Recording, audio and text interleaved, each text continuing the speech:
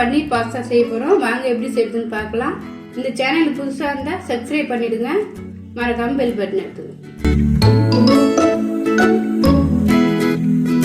முதல்ல நான் கடாய் வச்சிருக்கேன். கடாயில் ஒரு சொம்பு தண்ணி ஊற்றிக்கலாம்.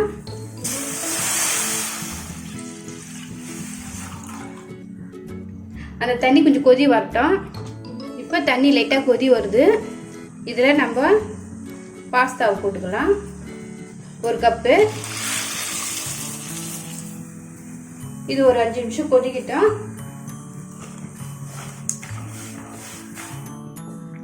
நல்லா 5 நிமிஷம் ஆயிடுச்சு. இந்த பாருங்க நல்லா வெந்திருக்கு. இறக்கி இப்போ நம்ம ஸ்டவ் ஆஃப் பண்ணிடலாம். இது வெடிகட்டியில் நம்ம எடுத்து வச்சுக்கலாம்.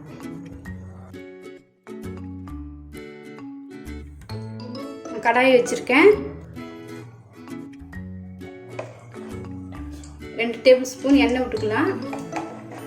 1/4 டீஸ்பூன் சீரகம், 1/4 டீஸ்பூன் சோம்பு, இஞ்சி பொடியாக நான் அரிஞ்சு வச்சுருக்கேன். ஒரு 1/4 துண்டு போட்டுக்கலாம். பூண்டு ஒரு பல்லு பூண்டு முழுசாக அதை நான் அரிஞ்சு வச்சுருக்கேன். சிறுவா அதுவும் போட்டுக்கலாம்.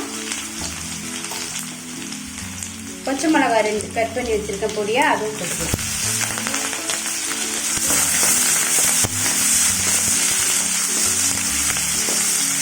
எல்லாம் போட்டு வதக்கிடுங்க. பூண்டு இஞ்சி பச்சை மிளகாய் நல்லா வதங்கிடுச்சு.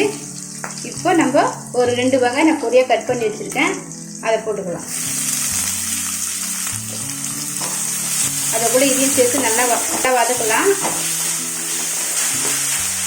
இது ஓரளவுக்கு நல்லா வதங்கட்டும். வெங்காயம் ஓரளவுக்கு நல்லா வதங்கி வந்திருக்கு. இப்போ நான் 2 தக்காளி கட் பண்ணி வச்சுருக்கேன், அதை போட்டுக்கலாம்.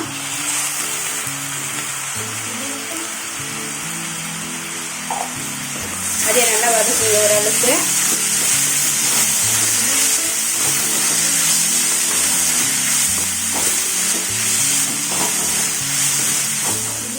தக்காளியும் ஓரளவுக்கு நல்லா வதங்கி வந்துடுச்சு. இந்த அளவுக்கு போதும். இப்போ நம்ம குடம்பு மிளகாய் நான் கட் பண்ணி வச்சிருக்கேன், அதை போட்டுக்கலாம்.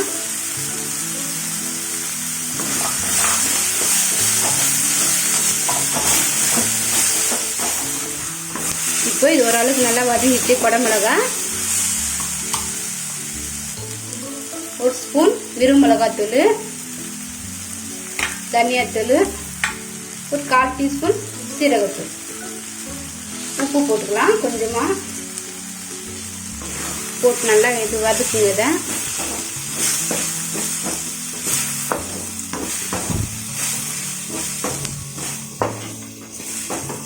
இப்போ நம்ம இந்த பாஸ்தாவை நம்ம வேக வச்சு எடுத்து வச்சோம்லவா, அதை போட்டுக்கலாம். இந்த பாஸ்தாவெல்லாம் போட்டு நல்லா ஒரு கிளறிடுங்க.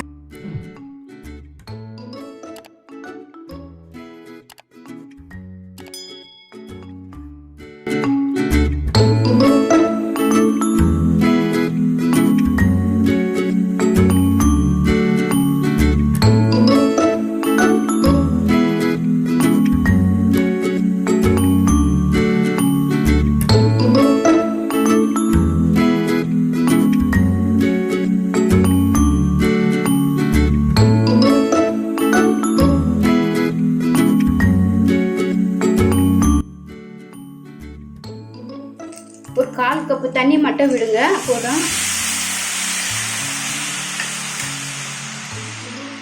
அது சேர்த்து நல்லா மிக்ஸ் பண்ணிடுங்க.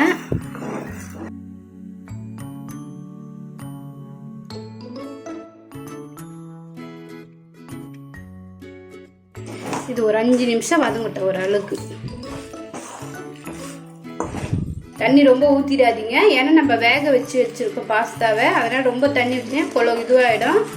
பாருங்கள், நான் எடுக்கும்போது எவ்வளோ உதிராகுது, அந்த அளவுக்கு இருக்கணும். இல்லைன்னா நீங்கள் ரொம்ப தண்ணி ஊற்றிட்டிங்கன்னா ரொம்ப கொலன்னு ஆகிடும். அதனால திட்டமாக தண்ணி ஊற்றுங்க. இப்போ நான் 1/4 கப்பு டொமேட்டோ கெச்சப் ஊற்றுறேன். இது வீட்டிலே செஞ்சுது. நீங்கள் இது தேவைப்பட்டால் நீங்கள் என்ன மேலே ஐகானில் கொடுக்குறேன் பாருங்கள். அவ்வளோதாங்க, மிக்ஸ் பண்ணி வச்சு எல்லாம். இப்போ நம்ம 1 ஸ்பூன் சோயா சாஸ், இது ஊற்றி டேஸ்ட் கொடுக்கும் உங்களுக்கு. உங்களுக்கு வேண்டாம்னா நீங்கள் விட்டுடுங்க. இப்போ நம்ம பன்னீர் போட்டுக்கலாம். 1 கப்பு. லாஸ்ட்டில் போட்டிங்கன்னா பன்னீர் நல்லாயிருக்கும், உருவாகுது. அதனால் லாஸ்ட்டில் போட்டு கிளறி எடுத்துட வேண்டியது தான்.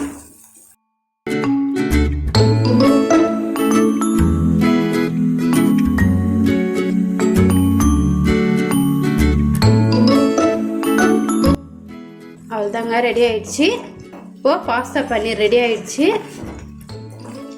நீங்களும் செஞ்சு பாருங்கள், எப்படி இருக்குன்னு சொல்லுங்கள். இப்போ நம்ம ஸ்டவ் ஆஃப் பண்ணிடலாம். இந்த வீடியோ உங்களுக்கு பிடிச்சிருந்தா லைக் பண்ணுங்கள், கமெண்ட் பண்ணுங்கள், சப்ஸ்கிரைப் பண்ணுங்கள், மறக்காமல் பெல் பட்டன் எடுத்துங்க, ஷேர் பண்ணுங்கள்.